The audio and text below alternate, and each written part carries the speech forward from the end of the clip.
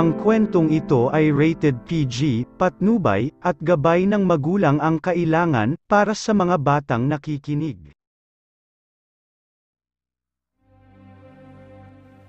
Bago ko simulan ang kwentong ito, ay papasalamatan ko muli ang gumawa ng kwentong ito. Walang iba kundi si Franz Aliber at si Donald Duck. Maraming salamat sa inyong dalawa sa pagbahagi ng inyong kwento sa aking channel. Papasalamatan ko rin ang aking mga aswang members. Walang iba kundi sina Genraps TV, Uminus Cookie, at kay Milagrosa Luke. Maraming salamat sa inyo mga sis sa walang sawang pagsuporta sa aking channel. Yun lamang po. At umpisahan na natin ang kwento.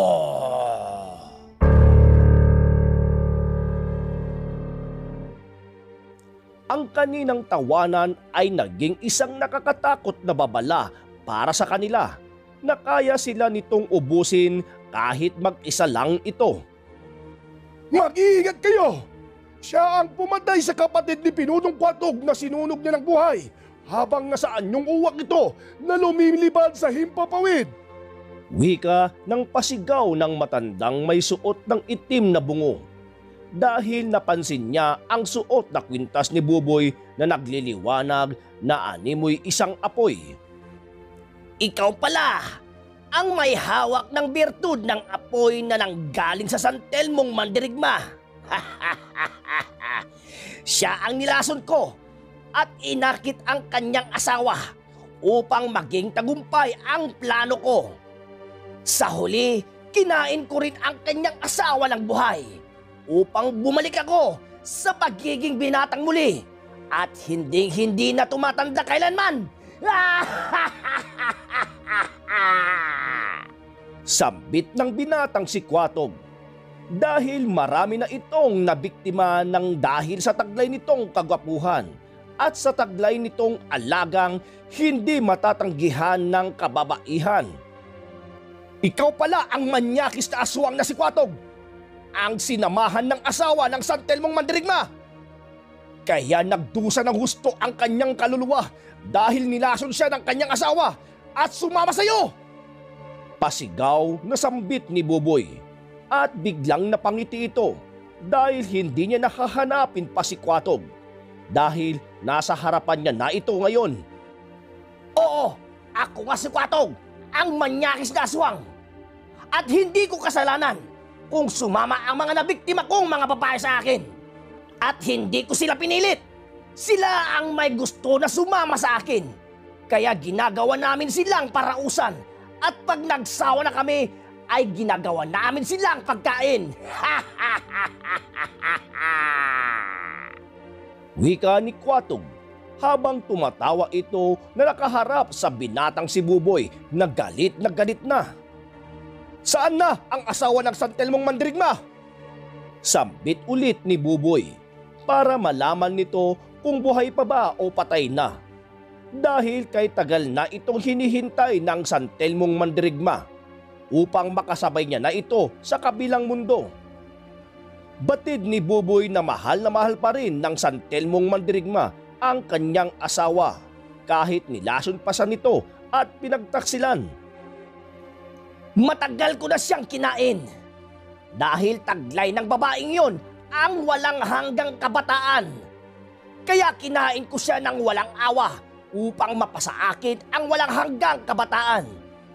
Subalit ang kanyang kaluluwa ay hindi ko pakakawalan dahil yon ang nagbibigay sa akin ng kabataan at kalakasan bilang isang immortal.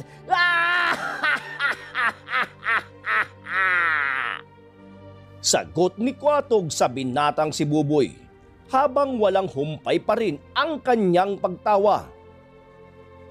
Dahil sa narinig ni Buboy ay mabilis siyang umatake patungo kay Kwatog upang patayin ito at sunugin ng buhay. Subalit hinarangan siya ng napakaraming aswang upang hindi siya makalapit sa kanilang pinuno at sabay-sabay silang umatake patungo kay Buboy gamit ang kanilang mga matutulis na kuko at pangil.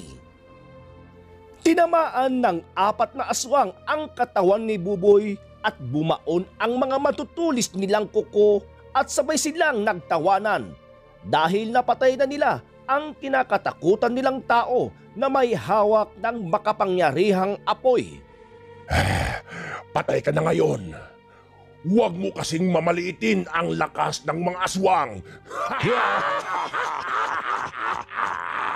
Wika ng isang aswang habang sabay-sabay silang tumatawa ng malakas. Buboy! Huwag ka nang magkunwari pa dyan! Tatapusin na natin silang lahat upang makauwi na tayo! Sambit ng matandang manggagamot kay Buboy habang nagkukunwaring nang hihina ang katawan ng binata. Subalit nakangiti pa rin ito.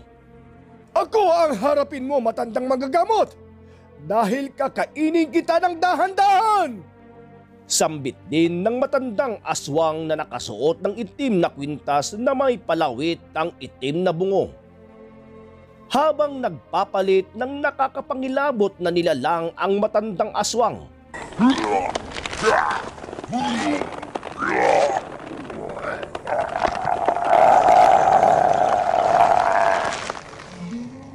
Ay isang malakas na palo ng buntot pagi ang pinakawalan ni Aling Matilda sa kanya. Eto ang sayo! Matandang aswang ka! Hindi na malayan ng matandang aswang na tinamaan pala ang kanyang suot na kwintas na may palawit ng itim na bungo. Paghakbang ng matandang aswang ay naapakan niya ito at nabasag kaya napasigaw si Kuatog. Dahil doon niya tinatago ang mga kaluluwa ng kanyang nabibiktima. Hindi!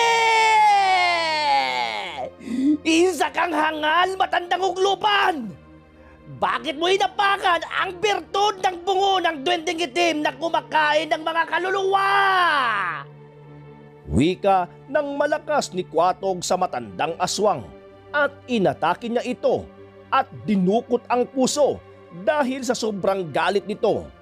Dahil doon nagmumula ang kanyang lakas at kapangyarihan upang hindi na siya tumanda kailanman. Subalit ang mga kaluluwang lumabas sa bungo ay kanya muling hinigop at kinain upang maging ganap na siyang immortal.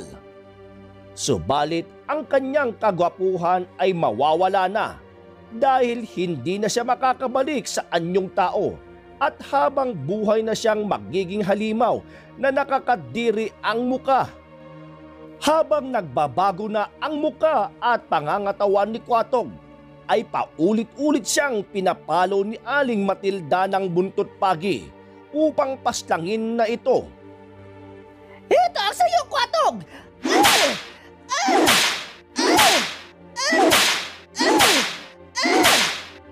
Subalit, hindi na nakakaramdam ng sakit si Kuatog at isang malakas na suntok ang pinakawalan nito sa sikmura ng matandang manggagamot. Pangahas kang matanda ka! Ito ang sayo! Halos ikamatay ni Aling Matilda ang lakas na suntok na yun. Bago pa mawalan ng malay ang matandang manggagamot, ay sumigaw pa ito sa binatang si Buboy upang itigil na nito ang kanyang pagkukunwaring patay. Buboy, tama na yung pagpapanggap mo dyan na patay dahil uuwi na tayo. Sambit ng matandang manggagamot at agad pinikit na nito ang mata dahil nawalan na siya ng malay sa lakas ng pagsuntok sa kanya ng pinuno ng aswang na si Kuatog. Paano pa mabubuhay ang binatang ito? Nakabaon na ang mga kuko namin sa puso at laman loob niya. Sambit ng aswang at kinagat nito ang leeg ng binata upang ito ay kainin.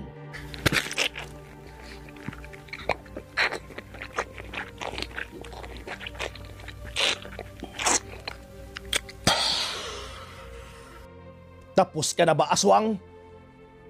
Ako naman, tikman mo ang lakas ng suntok ko! Ito ang sa'yo!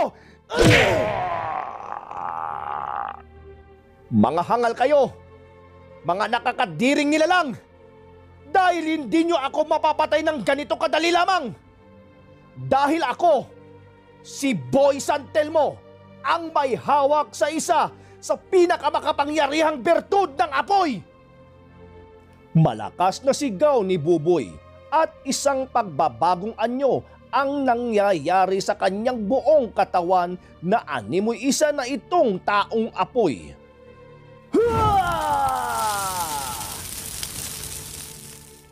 Dahil sa pagbabagong anyo ni Buboy bilang isang taong apoy, ay lahat ay nakadikit sa kanyang katawan ay biglang nasunog habang sila ay sumisigaw upang tulungan sila na alisin sila sa katawan ni Buboy. Subalit huli na ang lahat dahil ang bilis kumalat ng apoy sa buo nilang katawan at dahan-dahan na silang nagiging abo. Dahil sa nasaksihan ng mga aswang ay nandilat ang kanilang mga mata dahil habang naglalakad si Buboy ay nagliliyab ang paligid at ang apoy ay kumakalat na at naguhugis bilog na umiikot sa kuta nila. Kaya wala silang matakbuhan dahil unti-unti nang lumalapit ang apoy sa kanila. Kaya sumigaw ng malakas si Kwatog upang patayin si Buboy habang hindi pa nakakadami ang apoy sa katawan nila. Patayin ang binatang yan! Patayin ninyo!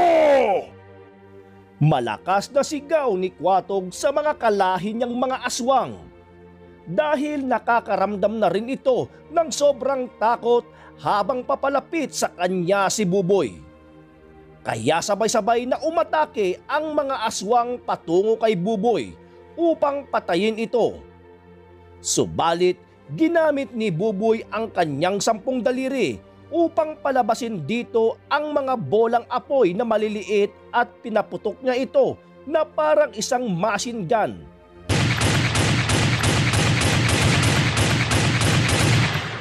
Halos na matamaan na ang mga aswang ay parang sumasayaw ang mga ito dahil sa daming bolang apoy ang lumalabas sa 10 daliri ng binata. Inubos na ni Buboy ang mga alagad ni Kwatog at siya na lang ang natitira habang kinakain niya pa rin ang puso ng matandang aswang na pinatay niya dahil binasag nito ang bertud ng bungo ng itim na duwende, kaya galit na galit pa rin siya rito. Ikaw na lang ang natitira, manyakis na aswang! Kaya isusunod na kita sa mga alagad mo para magsama-sama na kayo sa impyerno! Wika ni Buboy sa pinuno ng mga aswang na si Kwatog at pinaulanan niya ito ng bolang apoy upang ito ay sunugin. Humanda ka na! Heto ang sayo!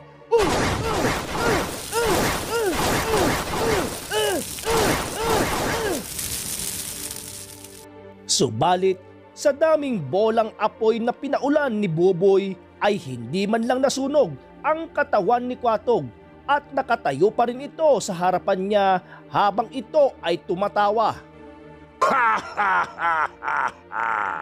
Isa na akong immortal bata at hindi mo na ako mapapatay ng iyong apoy.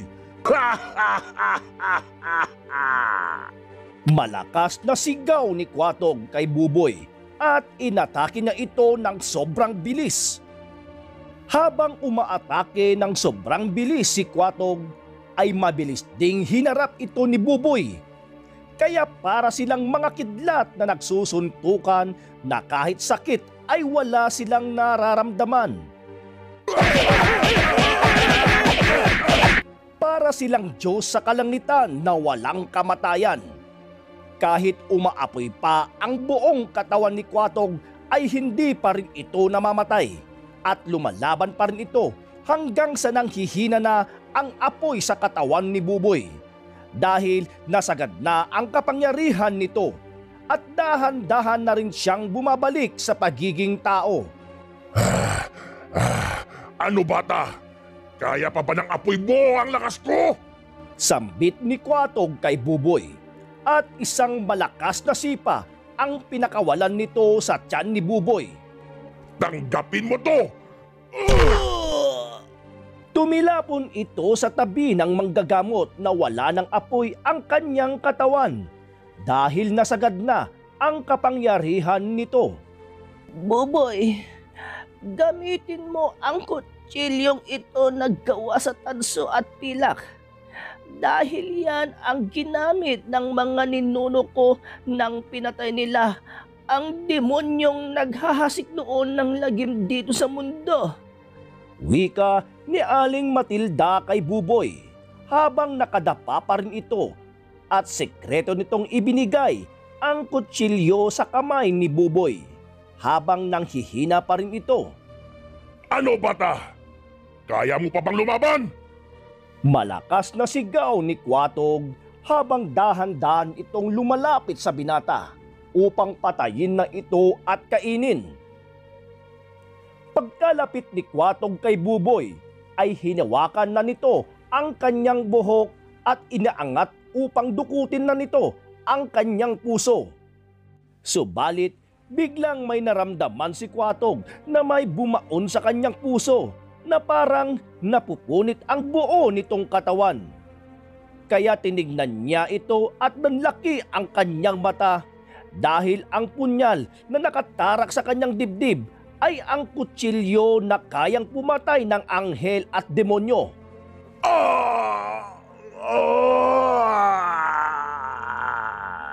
Walang hiya kang matandang manggagamot ka! Ikaw pala ang nagtatago ng punyal na gawa sa kalangitan! Kaya pala ang tapang mo na sumalakay dito sa kuta ko!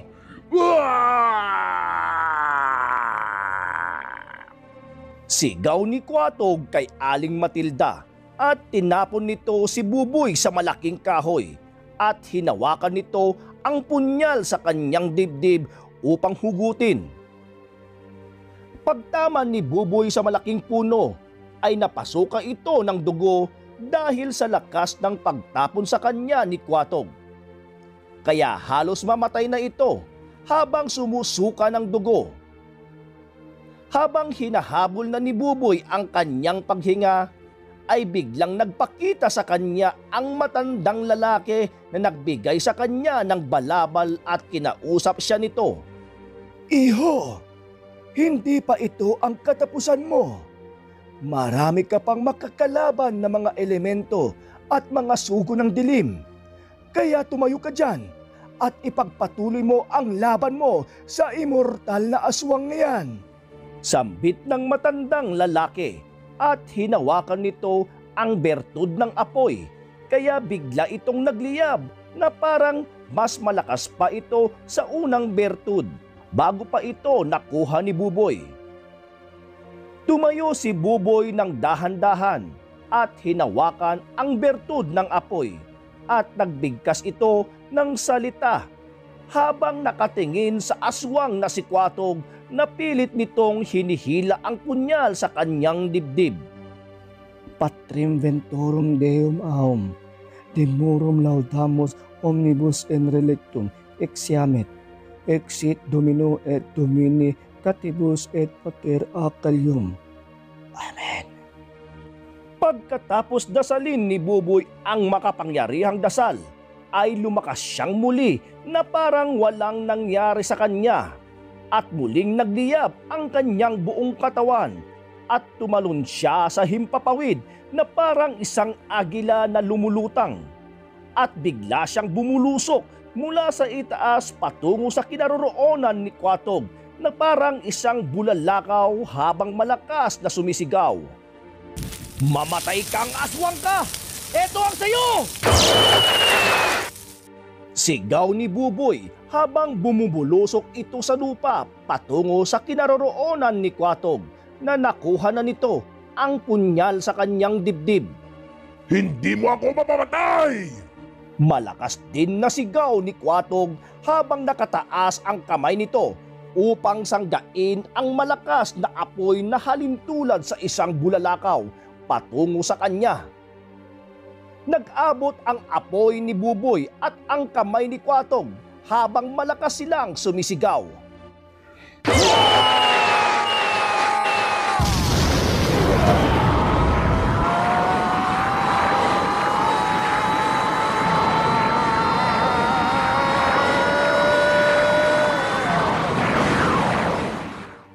Tumagal ng ilang minuto ang kanilang pagtatagisan ng lakas at kapangyarihan. Hanggang unti-unti nang nabibiyak ang balat ni Kwatog na parang isang salamin dahil hindi na rin nakayanan ng katawan ni Kwatog ang lakas ng apoy na tumama sa kanya mula sa katawan ni Buboy. Kaya unti-unting nabibiyak ang kinatatayuan nitong lupa.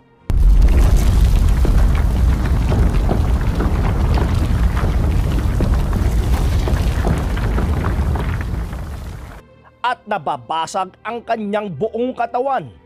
Hindi! Hindi ito maaari! Hindi dapat ako mamatay! Isa akong immortal!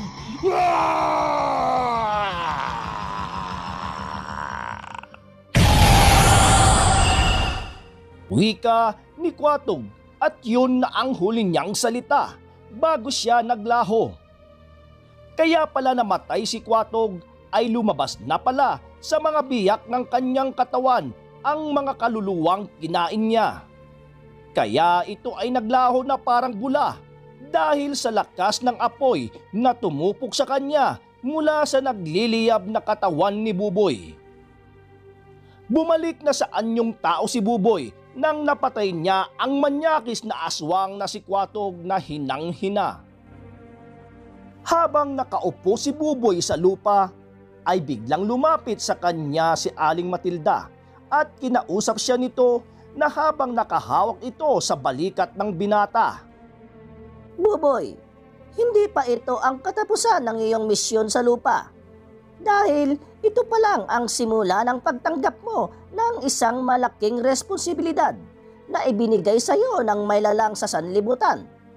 Kaya pagtulungan natin na ubusin ang mga masasamang nilalang na naghahasik sa sanlibutan. Alam ko po, Lola, dahil yun po ang sinabi sa akin ng matandang nagbigay sa akin ng mahiwagang balabal na ito. Dito pa lang ang simula ng aking responsibilidad upang gamitin sa tama at ubusin ang mga nilalang na masasama sa pamamagitan ng pagkitil sa kanilang mga buhay, sa pamamagitan ng kapangyarihan ng apoy na bigay sa akin ng may kapal. Sambit ni Buboy at sinakay niyang muli sa kanyang likuran ang manggagamot upang madali silang makauwi sa kanilang tirahan sa bayan. Iniwan ni Buboy ang lugar na yon na sunog. At sa wakas ay matitigil na rin ang lagim na nagaganap sa kanilang bayan dahil naubos na niyang patayin ang mga aswang na nagbibigay ng kilabot sa mga taong bayan. Bumalik ang normal at payak na pamumuhay sa kanyang bayan at unti-unti na ring nawawala ang mga takot sa mga puso ng bawat tao sa tuwing sasapit ang dilim. Hinirang na bayani si Buboy sa kanila at tinawag siyang Boy San Telmo, ang may hawak ng bertud ng apoy. At kumalat ang balitang hindi lamang sa karatig bayan nila, kung hindi pati sa kamay nilaan ay kumalat ang pangalan nito at tuloy pa rin ang pagpuksa nila ni Aling Matilda ng mga aswang, halimaw o elemento man na naghahasik ng lagim sa buong mundo. At dito na nagwawakas ang kwento ni Buboy, ang Boy San Telmo.